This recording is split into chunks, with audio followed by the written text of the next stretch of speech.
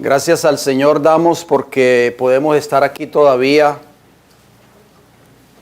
libremente, poder congregarnos y escuchar la palabra del Señor. Cuando oía el testimonio de la hermana Silvia Sánchez acerca de la situación que se vive en su país de origen y en otros países tal vez de Latinoamérica y del mundo, nos podemos dar cuenta de cuán agradecidos, queridos hermanos, deberíamos estar nosotros de poder todavía venir aquí hasta este lugar con plena libertad, de poder adorar a Dios de acuerdo a los dictados de nuestras conciencias. Amén. Yo sé que muy pronto toda esa libertad religiosa se nos va a ser quitada, pero ahora mismo en otros países de Latinoamérica y del mundo ya no existe la libertad religiosa, ya existe persecución religiosa. Y esos hermanos están sufriendo. Cuando tuve la oportunidad de, casi hace ya 2 años atrás, de estar en Cuba, allí verdaderamente nos pudimos dar cuenta de que se ve la libertad religiosa prácticamente nula. Y es triste porque esos hermanos en Cuba pasan muchas penalidades por simplemente querer servirle a Dios de todo corazón. Nosotros hoy pues estamos aquí agradecidos a Dios. Amén. Que tenemos un lugar todavía donde nos podemos congregar. Tal vez sea pequeño, tal vez sea incómodo para algunos, tal vez humilde, pero es un lugar donde se escucha la palabra de Dios. Amén. Este lugar se presta para presentar el mensaje que Dios tiene para esta hora. Muchos de nosotros podemos darnos cuenta que cuando salimos de este lugar, a veces cuando termina el culto y nos dirigimos a nuestros hogares, vemos la cantidad de personas cruzando las calles donde estamos localizados, pero no van para escuchar palabra de Dios, van en pos de los placeres de esta tierra. Fútbol, soccer, béisbol o cualquier otro deporte. La palabra de Dios no se equivoca, hermanos. Jesús dijo que en el tiempo del fin las personas iban a ser más amadores de los deleites que de Dios. Nosotros hemos venido aquí porque amamos al Señor. ¿Estamos de acuerdo? Yo quiero presentarles hoy una introducción a manera de mensaje sencillo, una introducción a una serie de temas que quiero estar presentando a la iglesia basado en la doctrina del santuario. Yo sé que usted me va a decir, no, yo ya eso lo conozco, ya lo he escuchado tantas veces. Pero siempre es bueno volver a refrescar nuestras mentes, porque a veces tendemos a olvidar ciertas cosas.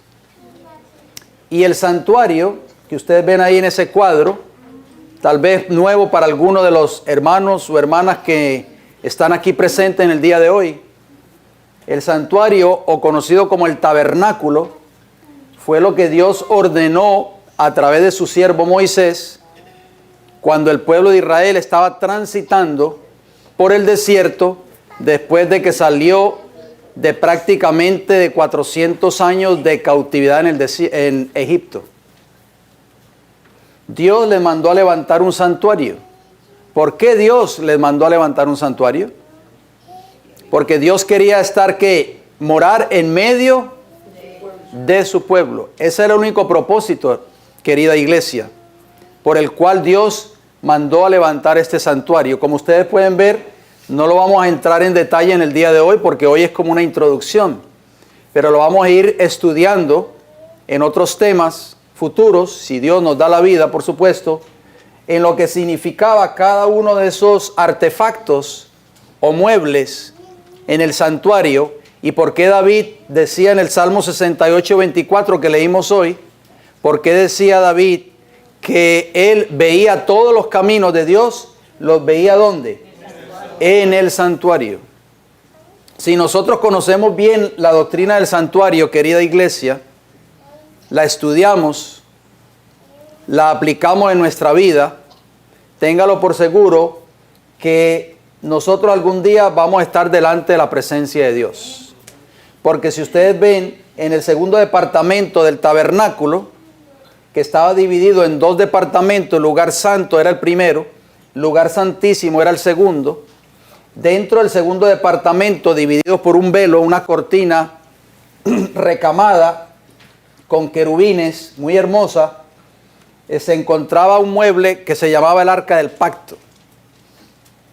Hasta Hollywood ha sacado películas de ese artefacto, el Arca Perdida y todas estas otras películas que ha sacado Hollywood, por supuesto con una versión que no tiene que ver nada con la palabra de Dios. Allí, en medio de esa arca, encima de la tapa que cubría el arca, que era como un cofre de madera de acacia, de oro puro por encima, adornada de oro, se encontraban dos querubines tallados en oro. Y en medio de esos dos querubines se manifestaba la gloria de Dios, conocida como la Santa Chequina, la presencia visible de Jehová en medio de su pueblo Israel, hermanos. Y esto es muy importante porque cuando nosotros venimos a un lugar como este, que es la iglesia, es un lugar que usted lo mira a su alrededor, mire a su alrededor, aquí no hay lujos, aquí no hay nada que llame la atención o cautive la mente, pero es un lugar santo. ¿Saben por qué? Porque cuando el pueblo de Dios se congrega en un lugar e invoca el nombre de Dios, ese lugar es un lugar santo. ¿Se acuerdan cuando Moisés se acercó a la zarza que ardía y no se consumía?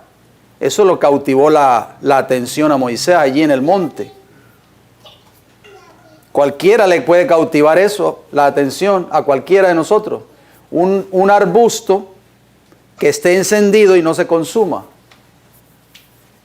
Cuando Moisés se acercó para ver qué era ese fenómeno, oyó una voz que le dijo: Moisés, Moisés, quita tu calzado, porque el lugar que estás pisando santo es.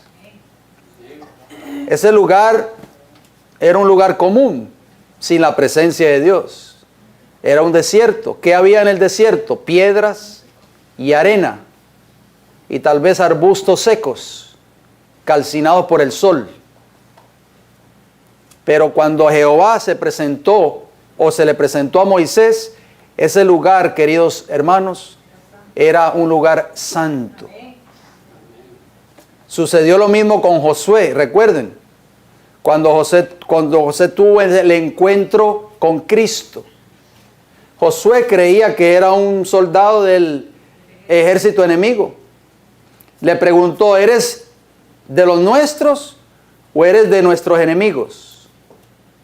¿Y qué le respondió ese personaje? Yo soy el príncipe del ejército del cielo, de las huestes de Israel que habla contigo, hermanos. Cuando Josué, a mí se me paran los pelos, cuando Josué oyó esas palabras, Jesús le dijo: quita el calzado de tus pies, porque el lugar donde estás es santo. Hermanos, nosotros tenemos que aprender esas lecciones. Son sencillas de aprender, pero son difíciles de aprender a la misma vez. Porque a veces cuando entramos por las puertas de este recinto, nos olvidamos que cuando aquí se ora, cuando aquí se dobla la rodilla y se invoca la presencia del Señor, la presencia de Jehová está en medio nuestro. Y por lo tanto este lugar se constituye santo. No porque el edificio es un lugar santo, es porque la presencia de Jehová, que se reúne con este pueblo cada sábado, lo santifica. Y es por eso que nosotros tenemos que aprender a adorar a Jehová. Ustedes ven este cuadro, ven el pueblo de Israel congregado alrededor del santuario. Más de 1 millón de personas, queridos hermanos, que se congregaban allí, y ellos aprendieron lo que era la verdadera adoración. Nosotros no llegamos ni siquiera a 1000. ni siquiera 500, que nos congregamos aquí cada sábado. Y si ellos aprendieron a saber lo que era la verdadera adoración y la reverencia a Dios, ¿por qué no nosotros?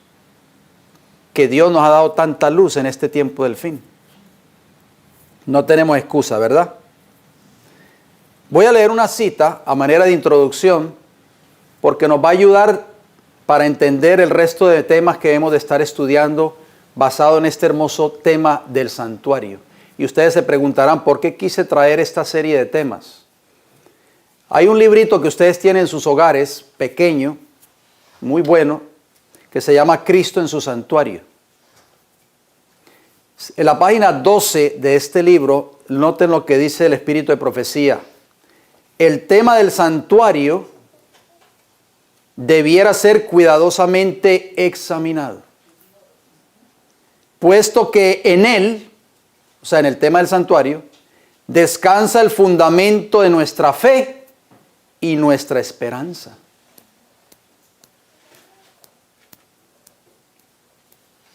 Porque hay muchos hermanos nuestros de la fe que ya no están con nosotros, tal vez.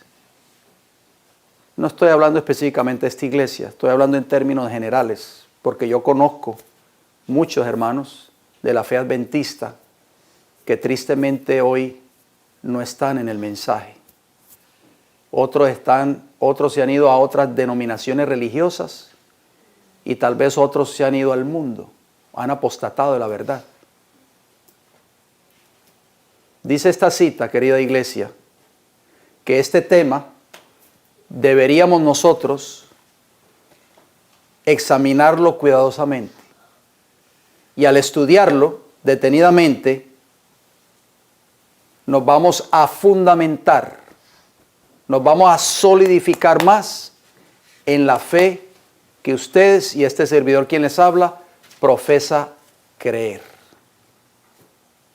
¿Será la razón, hermanos, por la cual muchos de nuestros hermanos que militaban en los caminos del Señor ya hoy no se encuentran militando en los caminos de Dios?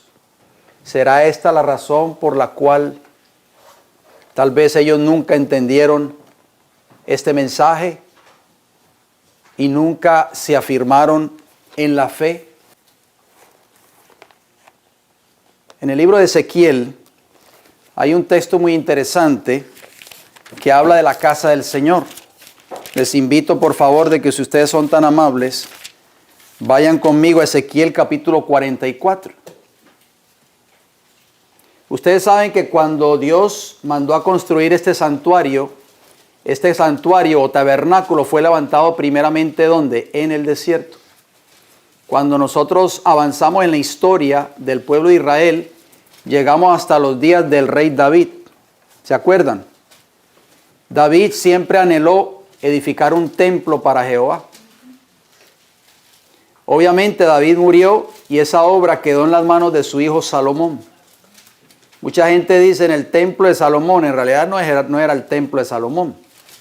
Era el templo de Jehová que levantó o edificó Salomón. Esa era la casa que habla Ezequiel capítulo 44. Porque recuerden, todavía no había sido destruido ese templo. Todavía no había sido asolado. ¿Por quién? Por Nabucodonosor, rey de Babilonia. Que por el pecado de Israel y por su apostasía, Dios permitió que viniera Nabucodonosor, rey de Babilonia, y destruyera a Jerusalén y destruyera el templo de Jerusalén que había tomado el lugar del antiguo tabernáculo, levantado por Moisés en el desierto. Leamos capítulo 44 de Ezequiel, versículos 4 y 5. Dice: y me llevó hacia la puerta del norte por delante de la casa, o sea, la casa de Jehová era el templo. Y miré, y aquí la gloria de Jehová había llenado la casa de Jehová, y me postré sobre mi rostro. ¿Qué actitud tomó Ezequiel cuando vio la gloria de Jehová? ¿Qué actitud, hermanos? Se postró sobre su rostro. Esa es una lección que necesitamos aprender también nosotros cuando entramos a este recinto cada sábado o cada vez que vengamos a adorar a Jehová. Postrarnos delante de su presencia, porque creemos que su presencia está aquí con nosotros. La gloria de Jehová, no la vemos, querida iglesia, no la vemos. ¿Será este el motivo por el cual tal vez no creemos que Jehová está en nuestro medio? Versículo 5 de Ezequiel 44 dice, y me dijo Jehová, hijo de hombre, pon atención, presta atención, iglesia, y mira con tus ojos, y oye con tus oídos, mira y oye todo lo que yo hablo contigo sobre todas las ordenanzas de la casa de Jehová y todas sus leyes, y pon atención a las entradas de la casa y a todas las salidas del santuario. ¿Qué estamos leyendo ahí? Estamos leyendo que Dios le está diciendo al profeta Ezequiel que ponga atención, que mire, que oiga todo lo relacionado con ¿qué? Con la casa de Jehová. Estoy leyendo Ezequiel 44, versículos 4 y versículo 5.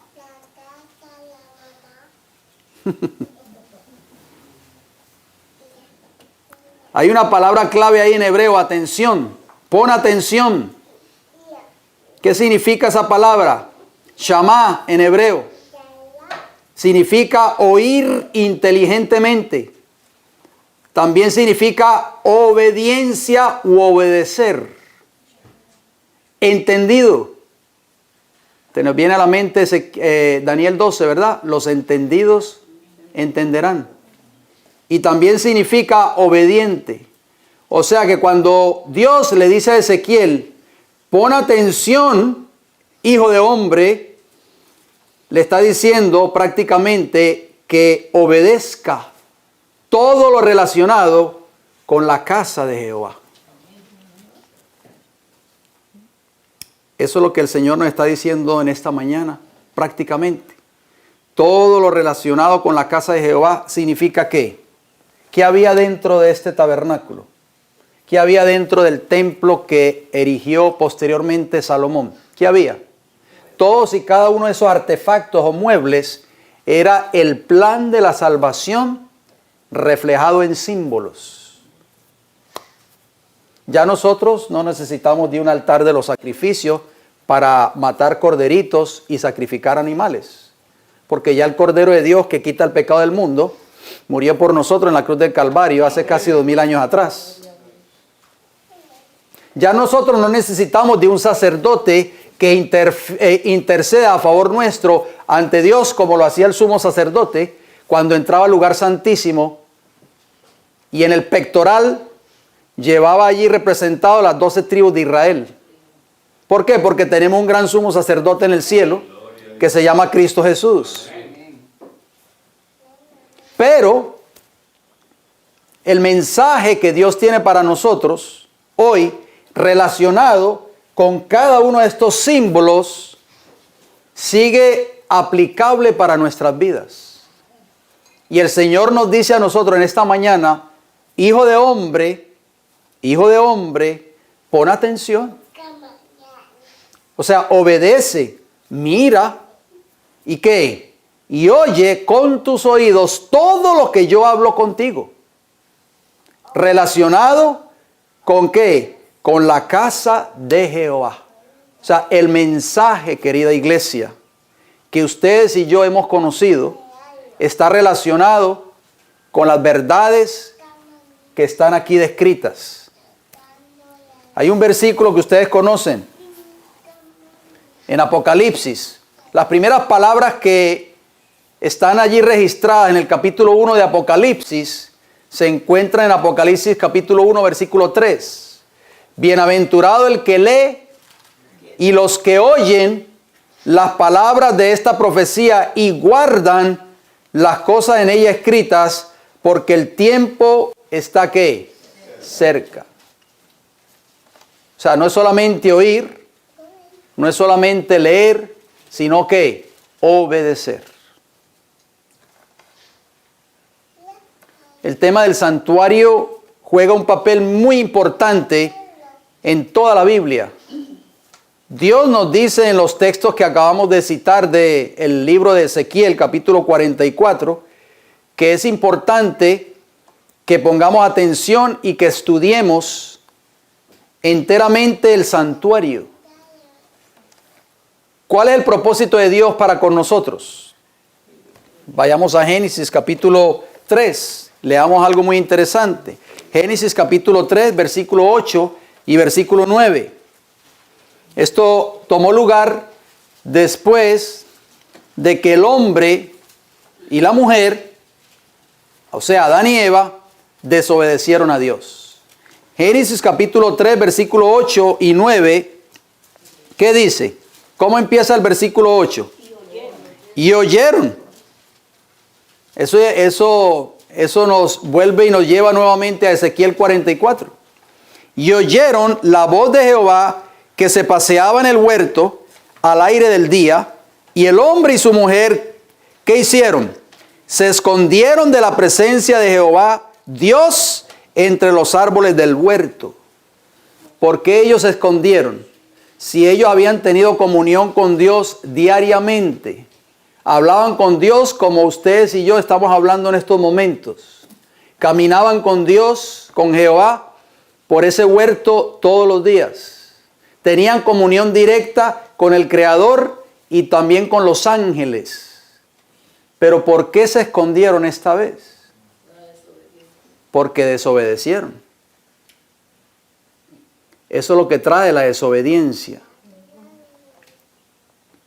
Versículo 9, lo leímos, ¿verdad? Versículo 9, mas Jehová llamó al hombre y le dijo, ¿dónde estás tú? ¿Ustedes creen que Jehová no sabía dónde estaba Adán y Eva? Por supuesto que sí. Pero sucede, querida iglesia, que Dios es un Dios de amor y misericordia.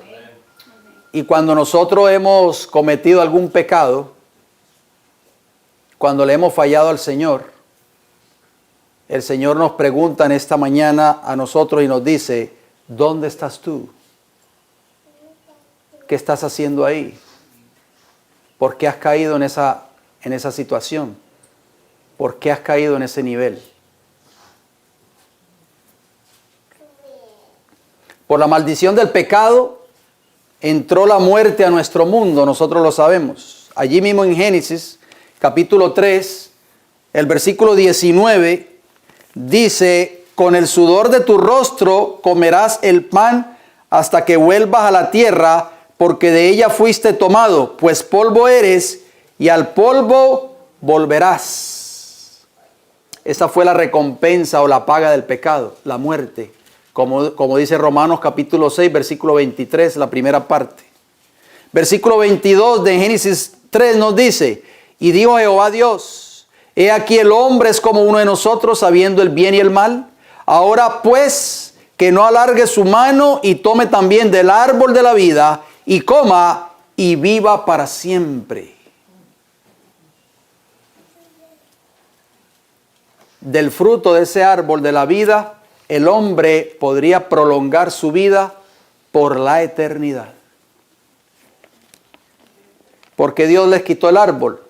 Simplemente porque no hay tal cosa como un pecador inmortal.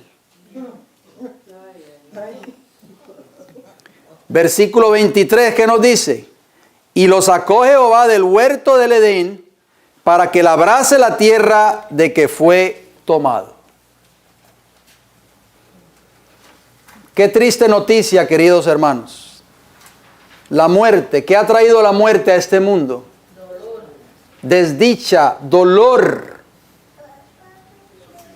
sufrimiento. ¿Qué vemos? ¿Qué vemos cuando un ser querido es arrebatado por las garras de la muerte? Sentimos dolor, tristeza. ¿Por qué? Porque el pecado ha dejado esta estela de sufrimiento y de desgracia sobre este mundo.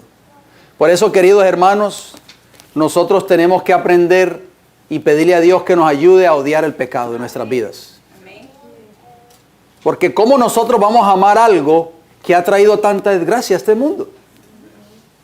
¿Cómo nosotros vamos a amar a algo que ha traído miseria, enfermedad y muerte a nuestro mundo, que es el pecado? Para nosotros poder vencer el pecado, como lo venció Cristo Jesús, tenemos que aprender a odiar el pecado.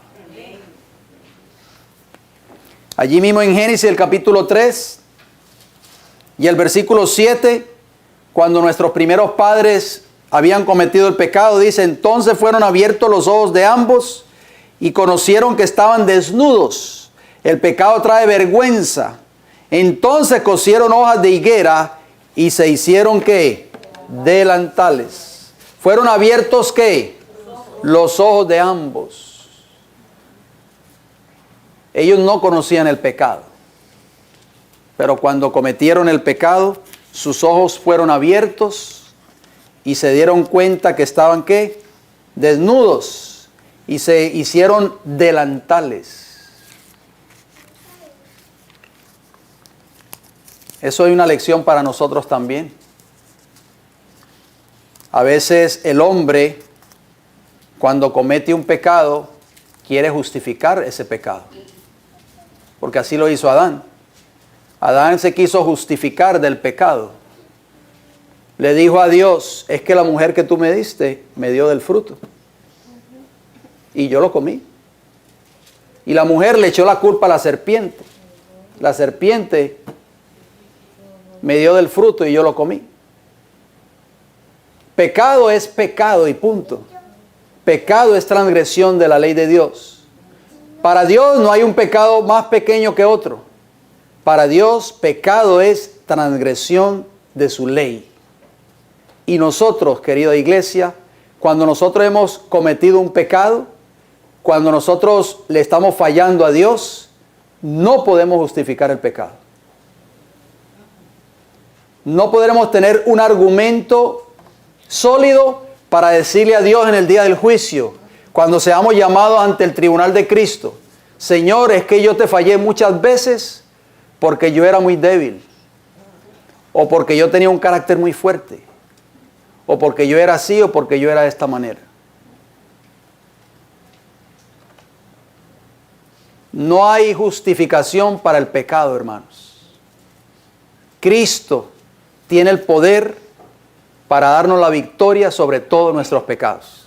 ¿Lo creemos nosotros? Amén. Claro que sí.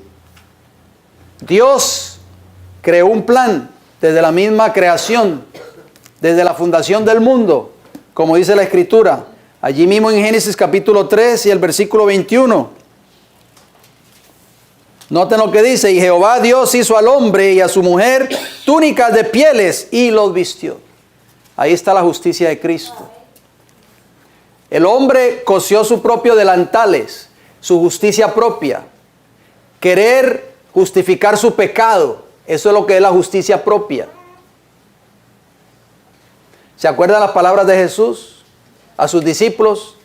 Si vuestra justicia no fuera mayor que la de los escribas y los fariseos, no heredarán el reino de Dios, o no entraré al reino de los cielos.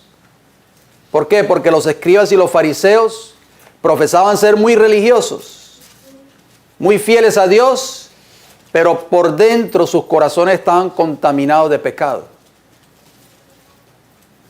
Esa es justicia propia.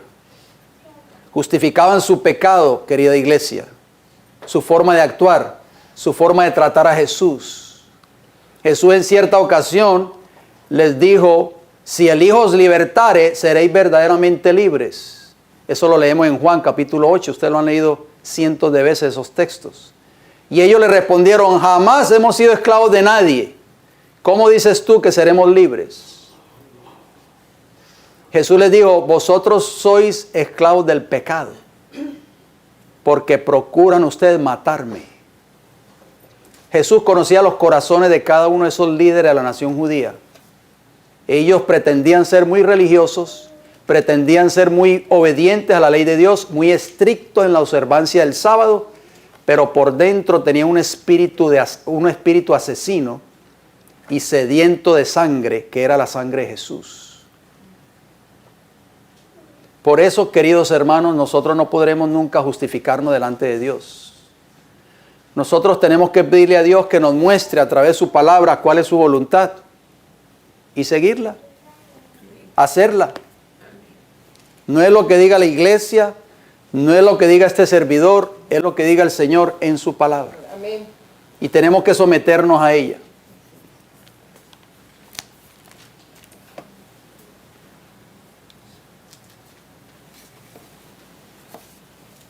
Génesis capítulo 3, allí mismo, versículo 10, nos dice, cuando Dios llamó al hombre, el hombre le respondió, oí tu voz en el huerto y tuve miedo, porque estaba desnudo y me escondí. Adán nunca, antes de que existiera el pecado o antes de que desobedeciera a Dios, había experimentado el miedo en su vida. ¿Nosotros sentimos miedo? En el hijo fiel de Dios o en la hija fiel de Dios no debe existir el miedo en su corazón. Porque si nosotros estamos obedeciendo a Dios en todo lo que dice su palabra, nosotros no podemos sentir miedo en nuestros corazones. El miedo o el temor viene como producto de la desobediencia a Dios. ¿Qué sigue diciendo el 11? Y Dios le dijo, ¿quién te enseñó que estabas desnudo? ¿Has comido del árbol de que yo te mandé no comieses? Dios sabía todo eso, pero estaba queriendo saber qué le iba a responder a Adán. Y el hombre le respondió, la mujer que me diste por compañera me dio del árbol y yo comí. ¿A quién le echó la culpa Adán? A la pobre esposa, a la mujer.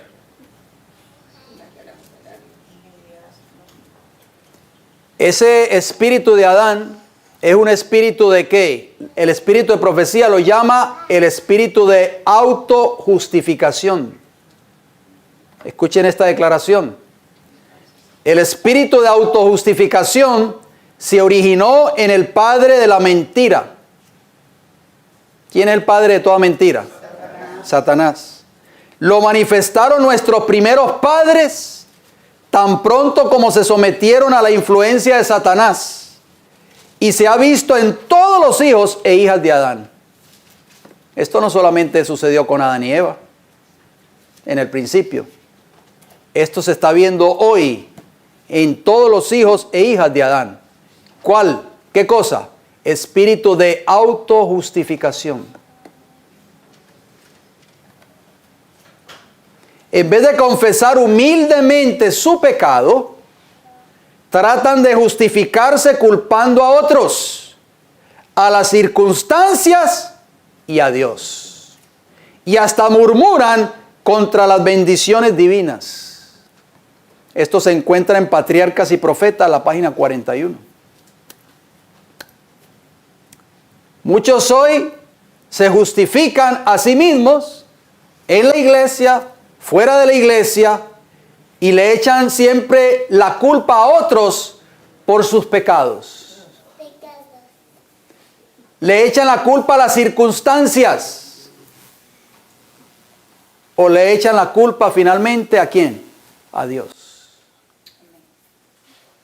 Querida iglesia, nosotros no podemos seguir ya justificándonos. Tenemos que pedirle al Señor cada día de nuestras vidas que nos dé la gracia suficiente para vencer el pecado de nuestras vidas. Para no seguir más desobedeciendo la ley moral de Dios, sus 10 mandamientos, sus 10 preceptos. Una de las cosas que yo siempre le pido al Señor en oración, cuando oro en mi hogar, cuando tengo mi oración personal cada día, al comienzo de cada día, es que le pido a Dios que me dé gracia suficiente para yo poder serle fiel ese día. Yo no le digo para mañana, ni para el mes que viene, ni para el año que viene, porque yo no puedo garantizar si voy a estar vivo el día siguiente.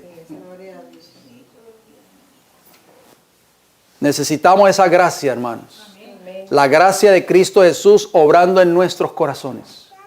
Por eso es importante, querida iglesia, tener un encuentro personal con Cristo Jesús a través de su palabra diariamente. No de vez en cuando, no solamente los viernes por la tarde cuando se está ocultando el sol o los sábados. Diariamente necesitamos tener un encuentro personal con Cristo Jesús. Porque para poder vencer a la serpiente antigua que se llama diablo y Satanás, necesitamos la gracia de Cristo Jesús obrando en nuestros corazones. Amén. O sea, el poder de Jesús en nuestras vidas. Y ese poder lo obtenemos a través de ¿qué? De su palabra. Volviendo a Génesis, el capítulo 3 y el versículo 15, la primera promesa mesiánica que se encuentra registrada en la Biblia. Le dice Jehová a nuestros primeros padres: y pondré enemistad entre ti, Satanás, y la mujer, Eva. Y entre tu simiente, o sea, la simiente de Satanás, que son todos los hijos de desobediencia de todas las edades, y la simiente suya, la simiente de la mujer, que iba a venir a este mundo. Y esta simiente de la mujer, que es Eva, te va a herir en la cabeza, Satanás, y tú le herirás en el calcañar. Esa fue la primera promesa de la simiente de la mujer que se le dio a Adán y a Eva, nuestros primeros padres, gracias a la misericordia y el amor de Dios por nosotros.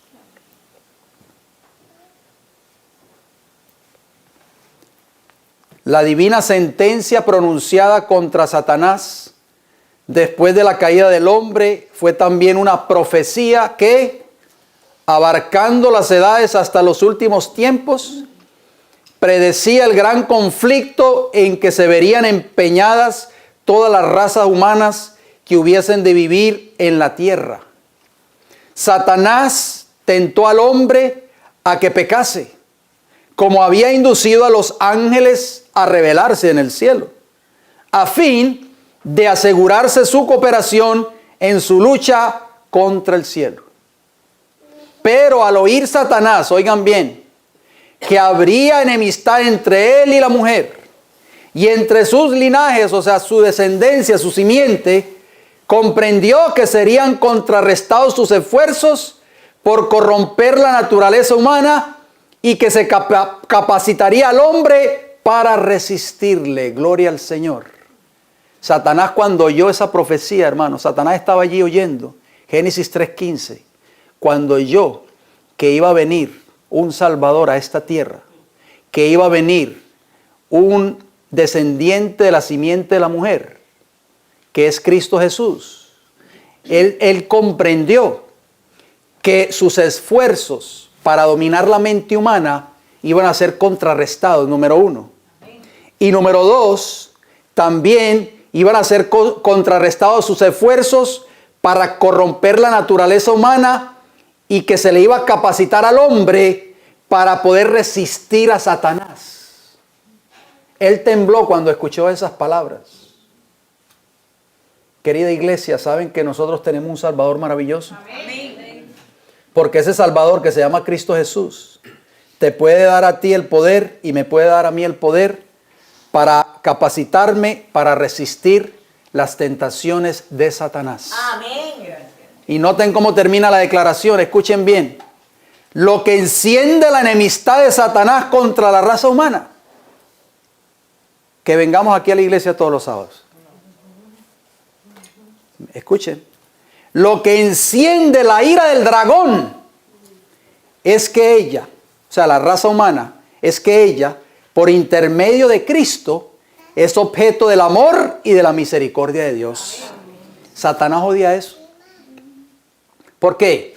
Porque Satanás sabe que si nosotros pecamos estamos perdidos.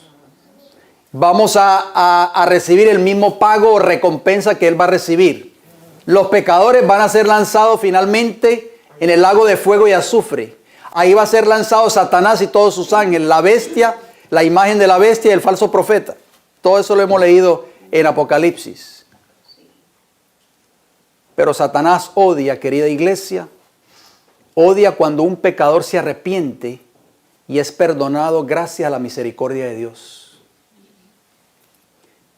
Por eso no sienta usted pena de ir ante el Señor hoy y pedirle perdón si usted le ha fallado. Si usted ha cometido un pecado, vaya hoy mismo. No salga de este lugar sin antes pedirle perdón al Señor. Él está esperando por usted, querido hermano y hermana. Está esperando perdonarlo. Está esperando con los brazos abiertos, así como el padre de la parábola, el hijo pródigo.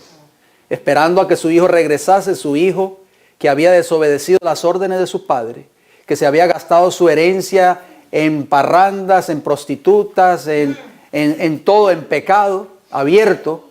Mas sin embargo, cuando este hijo resuelve regresar arrepentido a la casa de su padre lo espera con los brazos abiertos. Y proclamó: este mi hijo que se había perdido ha sido hallado. Lo que él quiere entonces, o sea, Satanás, es oponerse al plan divino de la redención del hombre. Satanás sabe, querida iglesia, que Cristo tiene el poder para de redimirnos a nosotros, salvarnos de todos nuestros pecados.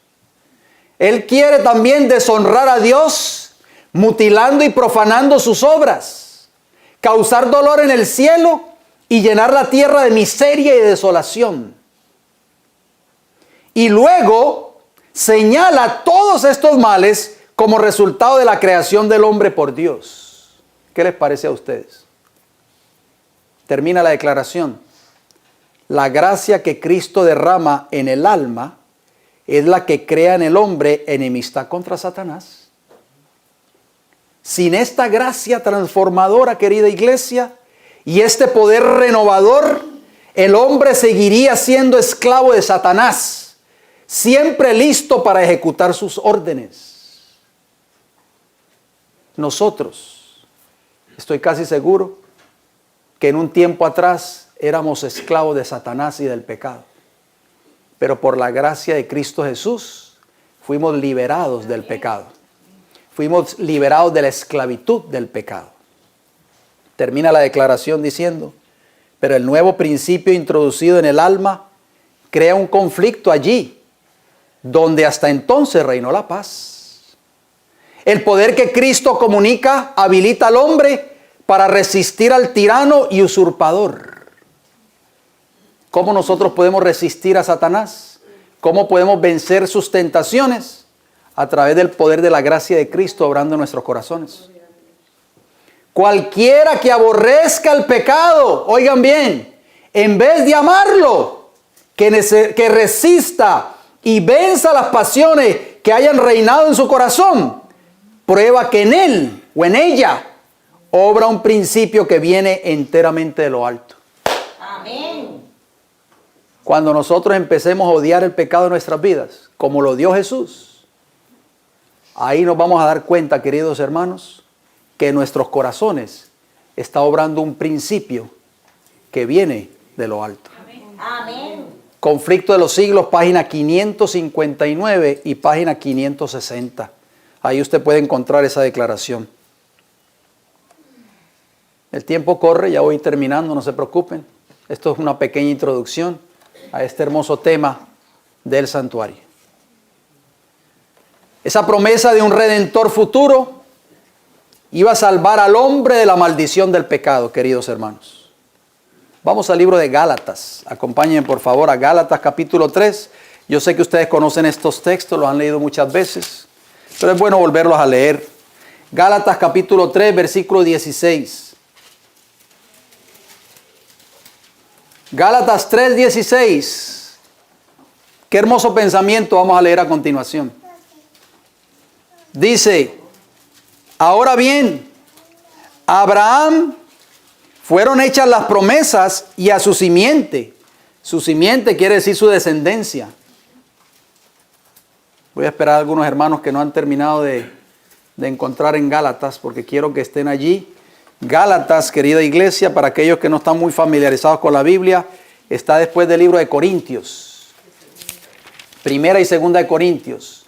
Gálatas capítulo 3, versículo 16, nos dice: ahora bien, A Abraham fueron hechas las promesas y a su simiente, o sea, a su descendencia.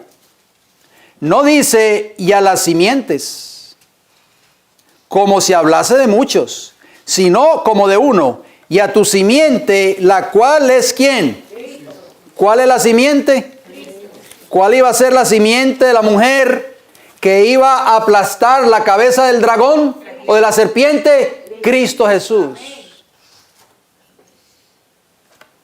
Cristo Jesús, querida iglesia, vino a este mundo para morir por nosotros, sí, todos lo sabemos. Pero a la vez, Cristo Jesús murió para darnos el poder de su gracia en nuestras vidas para poder vencer a la serpiente que se llama Satanás. ¿Qué sucedió cuando el hombre cayó en pecado? Perdió el dominio del mundo que Dios le había entregado en sus manos. ¿Se acuerda cuando Dios creó al mundo? Génesis capítulo 1. Dice que le dio el poder, le dio para que sojuzgara a todos los animales y a toda la obra de la creación. O sea, a Adán y a Eva, el Señor les dio el dominio de todo lo que existía en ese entonces. Cuando el hombre cayó bajo el cautiverio de Satanás, el dominio que antes ejercía pasó a manos de su conquistador. Lamentablemente, por causa del pecado, Adán perdió el dominio que Dios le había dado. De esa manera, Satanás llegó a ser ¿qué? El Dios de este siglo, el príncipe de este mundo. Él había usurpado el dominio que originalmente fue otorgado a Adán. ¿Recuerdan cuando Satanás tentó a Jesús en el desierto? Una de las tentaciones de Satanás hacia Jesús, ¿cuál fue? Le mostró todos los reinos del mundo. Y le dijo, si postrado me adorares, todos estos reinos yo te los voy a dar. Porque a mí han sido ¿qué? Entregados. Eso es mentira, hermanos. Satanás se los robó a Adán y Eva. Se los usurpó. Pero noten cómo termina la cita. La esperanza para usted y para mí hoy. Pero Cristo, mediante su sacrificio, al pagar la pena del pecado, no solamente redimiría al hombre o salvaría al hombre, sino que también recuperaría el dominio que éste había perdido. Alabado sea el Señor. Por eso cada mañana, querido hermano y hermana, cada vez que usted abra sus ojos, cada vez que usted caiga de rodillas al lado de su cama, dele gracias a Jesús. Amén. Amén. Porque ese dominio Jesús se lo quitó nuevamente a Satanás en la cruz del Calvario. Amén. Todo lo que perdió el primer Adán será recuperado por el segundo. Amén. Patriarcas y Profetas, página 53. Qué hermosas palabras. Estas palabras nos deberían de llenar de aliento. Ese dominio que será dado a los santos del Altísimo en el tiempo del fin, a los hijos de Dios fieles, ya Cristo lo recuperó cuando pagó la deuda por nuestros pecados en la cruz del Calvario. ¿Por qué entonces, digo yo, andar siempre derrotados, deprimidos o abatidos por el enemigo? Cuando hemos visto a través de la Escritura unos cortos textos bíblicos, nos hemos dado cuenta de que Cristo ya pagó esa deuda por ti y por mí en la cruz del Calvario. Si tú tienes una deuda incalculable, muchos optan hoy en este país de Norteamérica por irse a bancarrota, porque no pueden pagar sus deudas. En los países de Latinoamérica no existe la bancarrota. Si usted va a Costa Rica y no puede pagar sus deudas, los acreedores le quitan la casa a usted y le quitan todas sus posesiones. Pero aquí en este país de Norteamérica muchas personas optan por bancarrota. ¿Cómo se sentiría usted si usted tiene una deuda bien grande y alguien le salda esa deuda por usted? ¿Se sentiría usted, seguiría usted sintiéndose triste? No. ¿Abatido, deprimido? No. Esa deuda no lo dejaba dormir a usted por la noche. Le quitaba el sueño, le quitaba la paz. Pero cuando esa persona viene y salda esa deuda por usted, ¿cómo usted se siente? Aliviada. Agradecida. Entonces, ¿por qué usted y yo, querida iglesia, les hago una pregunta? ¿Por qué usted y yo nos sentimos a veces abatidos, deprimidos, tristes o desanimados? Cuando ya Cristo pagó la deuda por nosotros. Amén.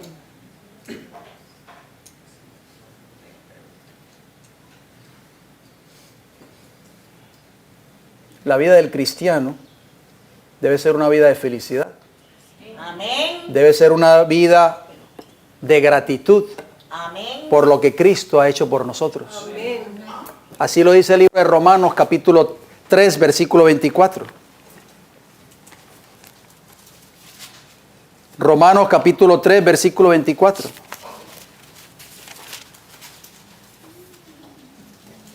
Mire lo que dice, querida iglesia. Por eso nosotros, yo no sé, hermanos, ¿será que nosotros no... ¿Se acuerdan las primeras palabras que leíamos en Ezequiel? Mira, oye y entiende. ¿Será que nosotros no entendemos estas palabras, querida iglesia? Porque dice Romanos 3:24 claramente, siendo justificados gratuitamente por su gracia mediante la redención que es en Cristo Jesús. ¿Qué significa la palabra justificado? La palabra justificado significa usted y yo ser declarado justo delante de los ojos de Dios. Ser declarado inocente delante de Dios. Ser declarado santo delante de los ojos de Dios. Y esa declaración de justificado es gratuitamente. Ustedes y yo no podemos hacer méritos para alcanzar la justificación de Cristo Jesús. No por ser buenos cristianos, no por venir a la iglesia cada semana, no por estudiar nuestras lecciones o nuestras Biblias en nuestro hogar, o por hacer obra misionera, o por visitar a la cárcel, visitar el hospital, visitar tal vez un asilo, es que nosotros logramos méritos para obtener la justificación de Dios hacia nosotros a través de Cristo Jesús. No, ¿saben por qué? Porque es gratis. Es completamente gratis. Es gratuito.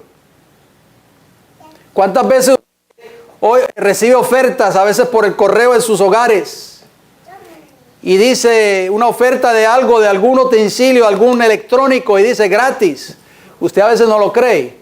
En el flea market, cuando estamos allí trabajando, o en el pulguero, como se le conoce, las personas que han llegado ahí a nuestra mesa, nosotros le obsequiamos un libro, o le obsequiamos un DVD, o un DVD, o un CD, y le decimos gratis. La gente lo mira y nos mira y dice gratis. Sí, señor, es gratis. Porque no lo creen. Porque nada hay gratis ahora en este mundo.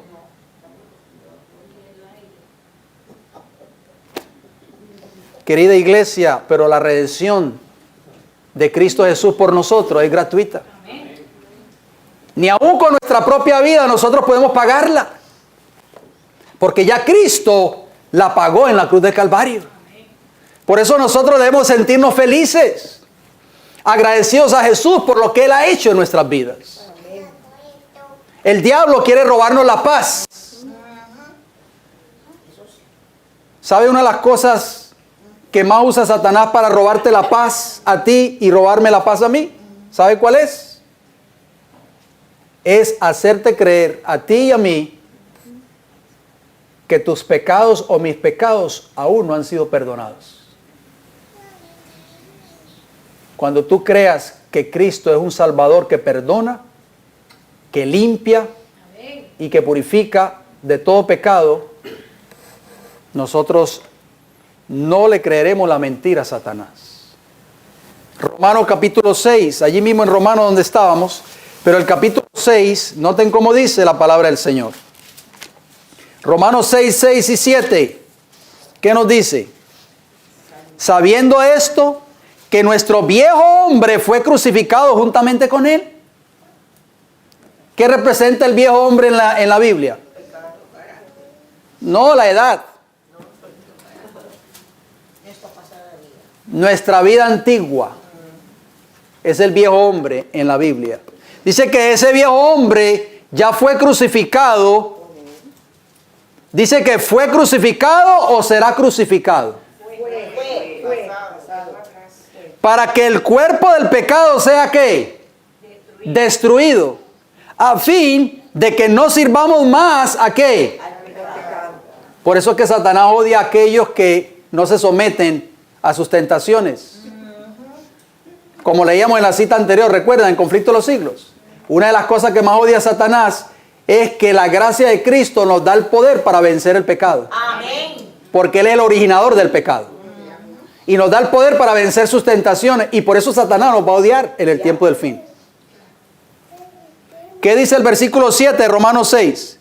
Porque el que ha muerto ha sido ¿qué? Justificado del pecado. ¿En qué momento Cristo te justifica a mí y me justifica a mí? Cuando dejamos Porque leíamos en Romanos capítulo 3, versículo 24, que somos justificados gratuitamente por su gracia. Pero ¿en qué momento el Señor nos justifica? Nos declara justos, nos declara santos o nos declara inocentes, que es lo mismo. Cuando abandonamos el pecado. Hermanos, si todavía estamos atados al pecado, no podremos nunca recibir la justificación del Señor. Vamos a estar siempre autojustificándonos como Adán y Eva. Termino con esta declaración. Es una declaración muy importante, hermanos.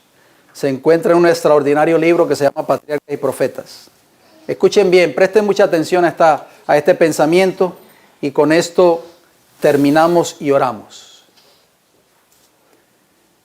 El plan de la redención tenía un propósito todavía más amplio y profundo que el de salvar al hombre. El plan de la redención, querida iglesia, es más profundo de lo que nosotros nos imaginamos. No es solamente salvar al hombre. Cristo no vino a la tierra únicamente por este motivo. No vino meramente para que los habitantes de este pequeño mundo acataran la ley de Dios como debe ser acatada, sino que vino para vindicar el carácter de Dios ante el universo. O sea, Cristo, querida iglesia, no solamente vino, dice aquí esta cita, a salvar al hombre cuando vino a esta tierra. Porque yo estoy seguro que cuando usted le pregunta a una persona creyente, ¿para qué vino Jesús a esta tierra? Todos van a dar la misma respuesta. Vino a salvar al hombre del pecado. Y es cierto, pero eso fue una de esas razones. Pero en el plan de la salvación, que es tan amplio y tan profundo, también Cristo vino a este mundo para vindicar el carácter de Dios ante el universo. A este resultado de su gran sacrificio, a su influencia sobre los seres de otros mundos, así como sobre el hombre, se refirió el Salvador cuando poco antes de su crucifixión dijo: ahora es el juicio de este mundo, ahora el príncipe de este mundo será echado fuera. ¿Por qué Jesús dijo esas palabras? Porque el príncipe de este mundo, que se llama Diablo y Satanás, nunca tuvo poder sobre Jesús, nunca pudo vencerlo y nunca pudo dominarlo. Por eso Jesús pudo decir: el príncipe de este mundo será echado fuera. Y yo, cuando sea levantado de la tierra, a todos atraeré a mí mismo, dijo Jesús en Juan 12, 31 y 32. El acto de Cristo de morir por la salvación del hombre no solo haría accesible el cielo para los hombres, oigan bien, no solamente la muerte de Cristo nos da acceso a nosotros en un futuro al reino de los cielos, sino que ante todo el universo justificaría a Dios y a su Hijo en su trato con la rebelión de Satanás. ¿Qué entiende usted por eso? Desde que Satanás se rebeló en el cielo, querida iglesia, Satanás siempre ha enseñado y ha dicho que el gobierno de Dios es injusto, que Dios es un tirano y que su ley nadie la puede guardar. En otras palabras, Satanás por más de 6,000 años de existencia de este mundo se ha encargado de mancillar el carácter de Dios. Y por eso Cristo vino a este mundo, querido hermano, para vindicar el carácter de su Padre. Y ¿saben una cosa, querida iglesia? Lo más maravilloso del plan de la salvación, ¿sabe cuál es? Es que ustedes y yo también podemos vindicar el carácter de nuestro Padre ante la hueste de Satanás y ante el universo. Miren cómo termina la cita. Demostraría la perpetuidad de la ley de Dios y revelaría la naturaleza y las consecuencias del pecado. Patriarcas y Profetas, página 55. Muchos hermanos adventistas, cuando oyen la palabra juicio investigador en sus iglesias, empiezan a temblar. Por eso muchos de los ministros o pastores adventistas modernos han enseñado o dicen a sus miembros de iglesia, a sus ancianos o líderes de iglesia, no prediquen del juicio investigador aquí en la iglesia. Eso le mete miedo a la gente. ¿Saben por qué ellos toman esa posición? Porque no entienden el mensaje del juicio investigador.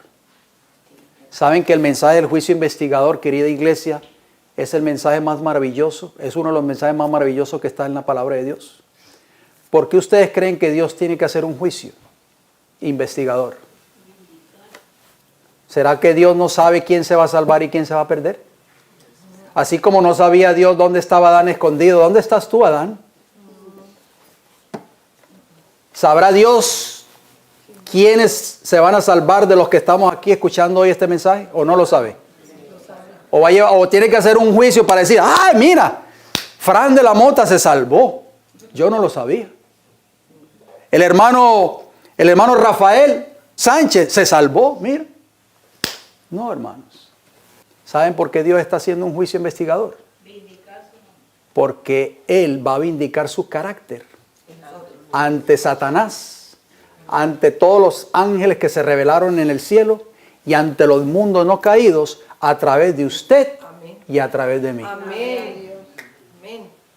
Va a haber un pueblo, querida iglesia, ese pueblo de Apocalipsis capítulo 12, versículo 17, la simiente de la mujer. Por eso es que el dragón se llenó de ira contra la mujer y se fue a hacer guerra contra la descendencia de ella, los que guardan los mandamientos de Dios y tienen el testimonio de Jesucristo, que es la palabra de Dios. No solo de pan vivirá el hombre, sino de cada palabra que sale de la boca de Dios. Ese pueblo, querida iglesia, estará viviendo de acuerdo a la voluntad de Dios, estará por la gracia de Dios venciendo las tentaciones de Satanás y obedeciendo cada uno de esos 10 mandamientos. Por eso el dragón va a desatar una ira contra ese pueblo. Ese pueblo se encargará de vindicar el carácter de Dios y el carácter de su santa y bendita ley, que Satanás se ha encargado de mancillar por más de 6,000 años. ¿Quieres ser tú parte de ese pueblo? Amén. Yo quiero estar allí, hermanos. Yo quiero ser parte de ese pueblo. Porque ese pueblo son los que van a entrar un día por las puertas de la santa ciudad de Jerusalén. Como dice Apocalipsis 22:14. Ábrense las puertas para que entren, ¿quién? Los que guardan los mandamientos de Dios. Para que puedan, ¿qué? Comer nuevamente de ese árbol de la ciencia del bien y del mal. Cristo lo ha hecho todo por ti y por mí en esta hora. No tenemos que temer, porque tenemos un Salvador vivo que se llama Cristo Jesús. Amén. Un Salvador que está dispuesto a darnos la gracia suficiente para nosotros poder ser liberados de la esclavitud del pecado. Que Dios nos bendiga en esta hora, querida iglesia. Seguiremos estudiando otros temas más de esta hermoso estudio del santuario. Que podamos estudiarlo entenderlo y podamos conocer a Jesús como nuestro único y verdadero Salvador. A todos aquellos que puedan les voy a invitar de que vayan de rodillas y me acompañen para terminar con una palabra de oración.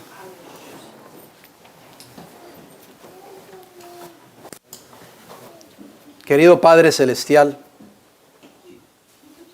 esta mañana, Señor, le damos las gracias por un Salvador que se llama Cristo Jesús. Gracias, Señor, porque Jesús lo dio todo por nosotros. Dio su vida, Señor. Entregó su vida en la cruz del Calvario, derramó su sangre preciosa y su sangre nos limpia y nos perdona de todos nuestros pecados. En esta hora pedimos su bendición, Señor, para que usted nos ayude a vivir vidas victoriosas en Cristo Jesús.